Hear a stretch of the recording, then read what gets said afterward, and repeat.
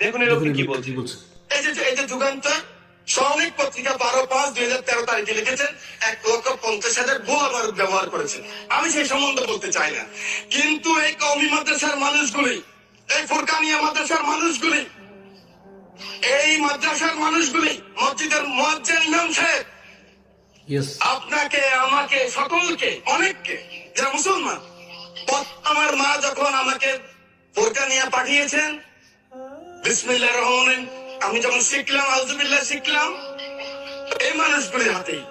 এই মানুষগুলি আমাকে শিখেছেন মৃত্যুর পরে মান রব্বুকা মান হাযা, মান রব্বুকা মান দীনুকা মান হাযাল্লাযী ফিহি।